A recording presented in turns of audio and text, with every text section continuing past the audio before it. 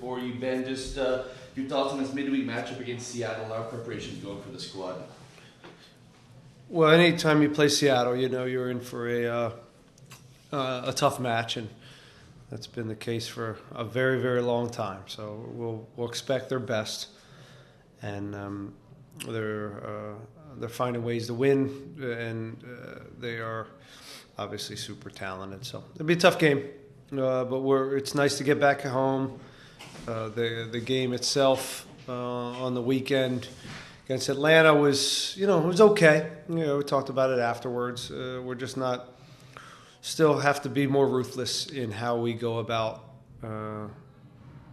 managing games and manufacturing wins. And there's so much good, and it's a little bit of a broken record with us of playing really well and having the chances and putting ourselves in positions to take the maximum points that performance offered.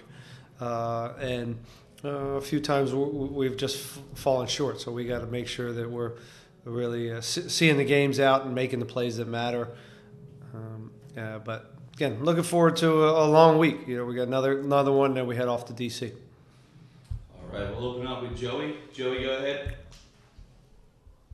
Hey Ben, given you had a week off before this Atlanta game, how much of an advantage does that give you in terms of the need for squad rotation in a midweek match? How much did the bye week?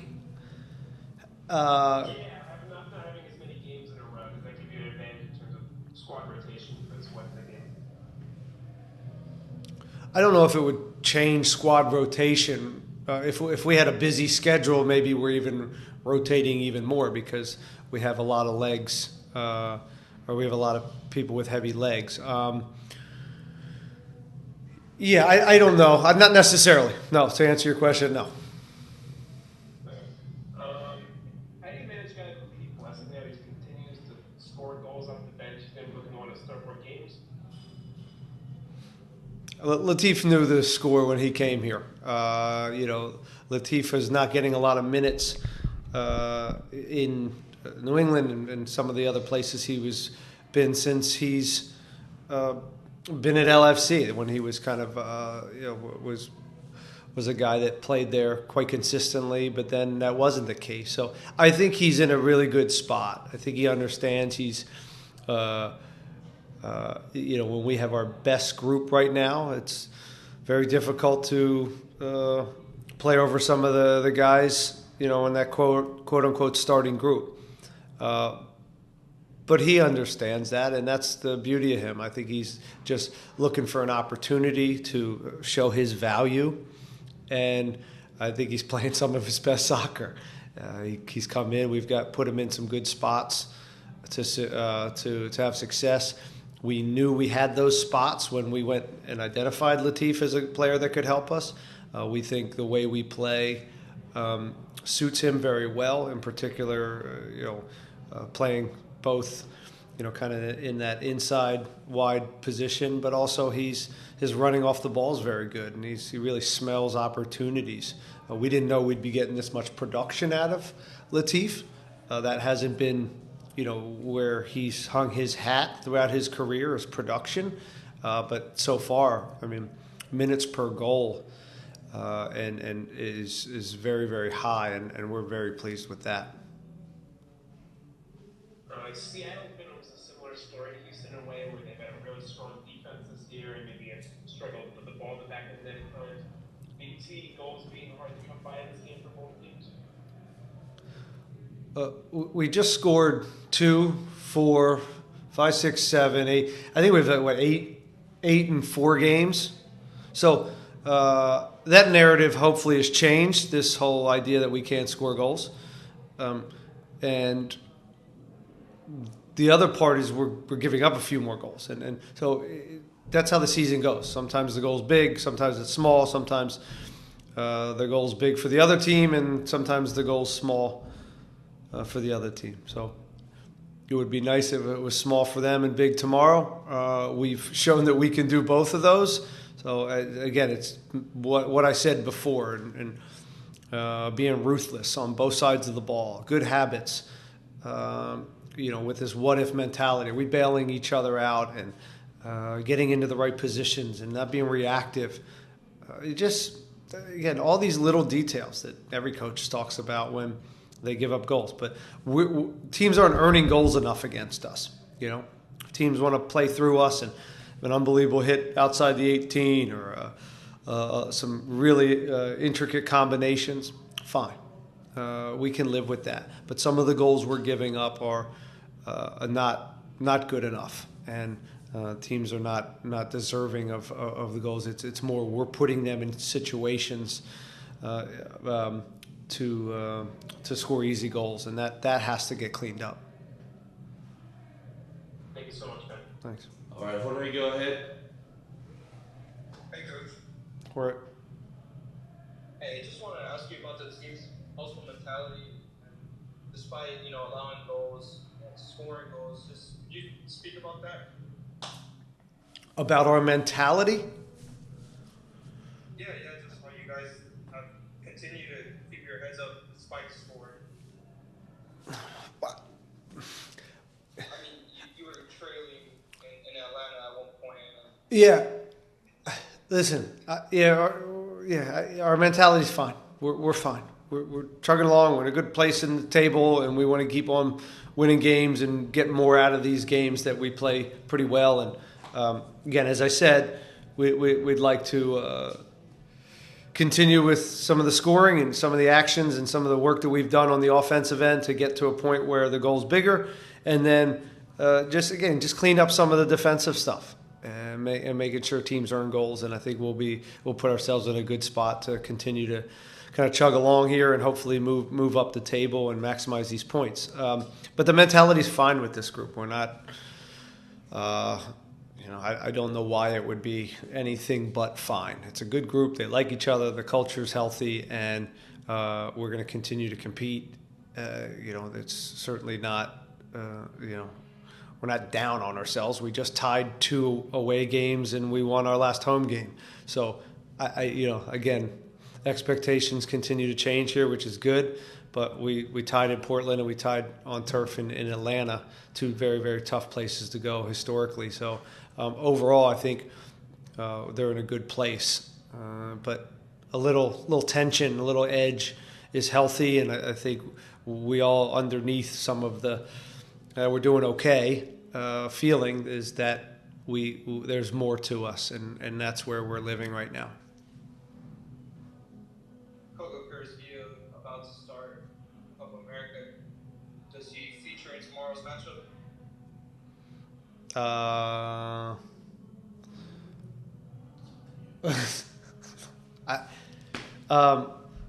No, Coco's going to Panama, so that's we're thrilled for him. We're so excited that he gets to experience this great tournament in our country, and we sent him off today and wished him luck, and we'll certainly be wearing our Panama jerseys for most of that tournament. Maybe the middle one I don't know. We'll figure the middle one out. Lastly, Ezekiel Ponce finally announced. Did you speak about him a little bit? Yeah, we're thrilled. This has been a really exhaustive search. It's no surprise that we've been looking at a number 9 to kind of round us out a little bit, and we think we found him. This was a long search. Going back into last year, figuring out a few things like what type of personality do we want to fit into our culture as a DP. As those guys initially have presence in the locker room, so that's going to be important. Is he the right profile soccer player, and is he going to give us what we want? Of course, scoring goals, but also in some other areas that we see as important attributes in a player to fit into our group for us to have success. So there's that, and then he's a good human, and he's super motivated. I think he's going to come here with a real business like mentality. It's going to be hard to play against. He's going to be physical. He's well traveled. So we've been to Russia and Italy and Greece, and he's been to a bunch of different countries. And I like that for the fact that he's gone to different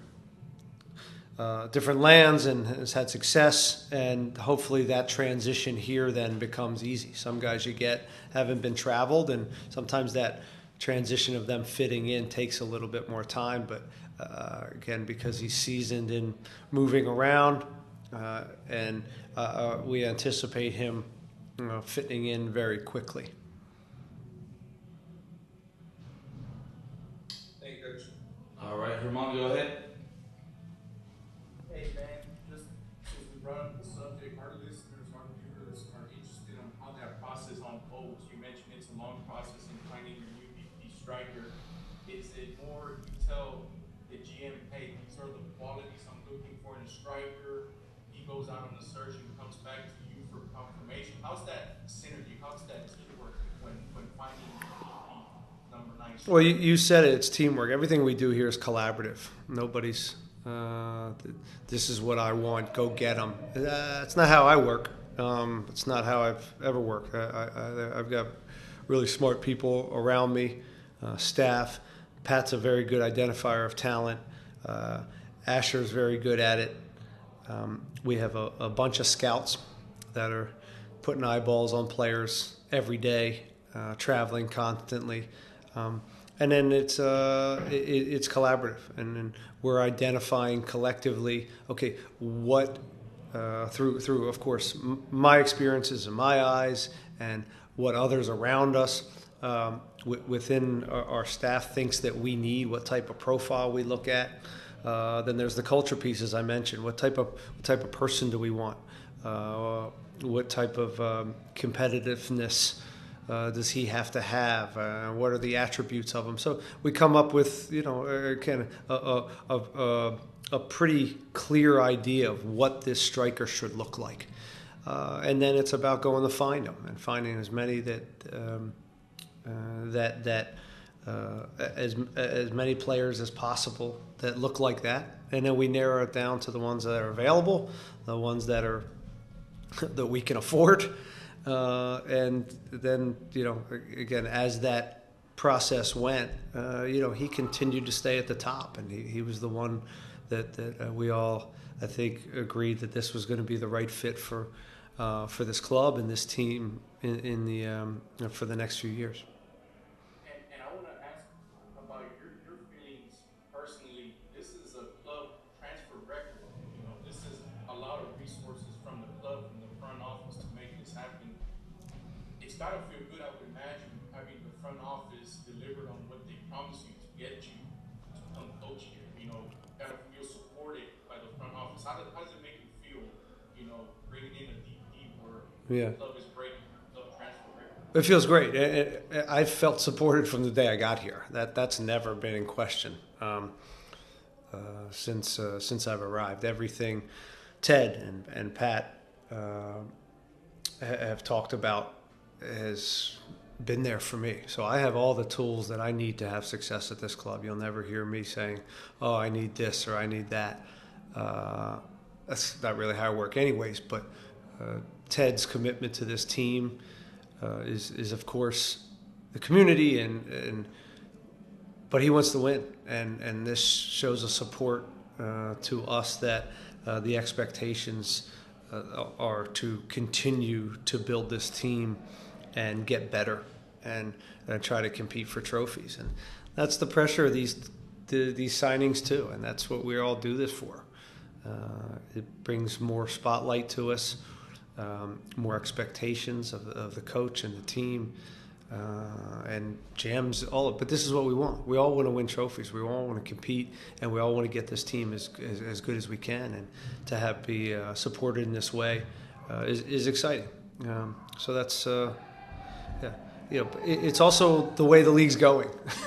There's that too. Some of it's keeping up with the Joneses, and this team is spending a lot of money on players, but again, Ted has been it's been a real pleasure to work with him and Pat as well. And lastly, staying on the topic of attacking depth, kind of unfortunate what happened to Mackenzie Gaines personally, but coming in as a sub and get injured, not too many minutes on the pitch. How's he doing? Any update on Mackenzie? Slow process getting him back, and we need to. We could use him. We're fairly healthy right now, but we want to. He's the one guy out, and we want to see. We don't want to see anybody in the training room. So he's getting there. He's getting there. I think he's on his last few stages of return to play, and if he can get back here this week at some point, it would help because we've got a lot of games here in the short term, the next two in particular, and then we have one next week. So he's going to help. He's going to help us. It was unfortunate. I thought he actually had some good minutes, and he caused some problems there. And but some of this helps you identify things with a new player and gives you the time to work on some things so this doesn't happen again. So we got a good sports performance, so they'll get him in there and they'll use this time to fix the hamstring but also strengthen some other areas that he needed to work on.